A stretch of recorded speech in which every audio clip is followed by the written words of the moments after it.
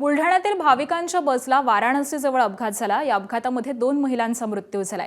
यातील एक महिला बुलढाणा तर दुसरी महिला ही अकोल्यामधली होती। बुलढाण्याच्या मातोळा तालुक्यातील धामणगाव बढे परिसरामधील 44 भाविकांना घेऊन ही बस निघालेली होती। हे भाविक अयोध्या, वाराणसी धाम मग तिथून नेपाळकडे दर्शनासाठी जात होते। मात्र या बसला वाराणसीजवळ भीषण अपघात झाला।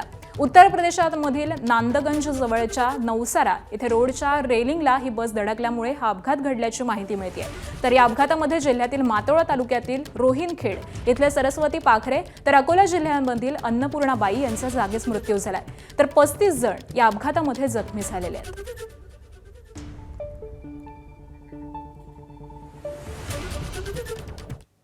आणि बस दुर्घटनेमधील जखमींना मदत मिळावी यासाठी उत्तर प्रदेश सरकारसोबत संपर्कात असल्याची माहिती केंद्रीय मंत्री प्रतापराव जाधवांनी दिली आहे। त्याबरोबरच जखमींना तात्काळ उपचार उपलब्ध करून देण्याचे निर्देश देखील त्यांनी दिलेत। मला या अपघाताची माहिती कळताच मी तात्काळ उत्तर प्रदेशमधल्या प्रशासनाशी तात्काळ संपर्क केला।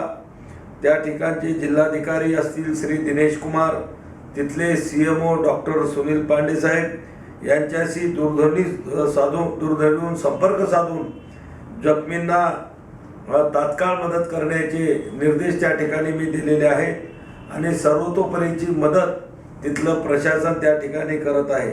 आणि तात्काळ तिथली लोकसुद्धा थोडी घाबरलेल्या अवस्थेत असल्यामुळं मी दिल्लीवरून माझे खाजगी सचिव डॉक्टर गोपाल डिके आणि आचल भाटिया यांना तात्काळ दिल्लीवरून गाजीपूर या ठिकाणी पाठवलेलं आहे।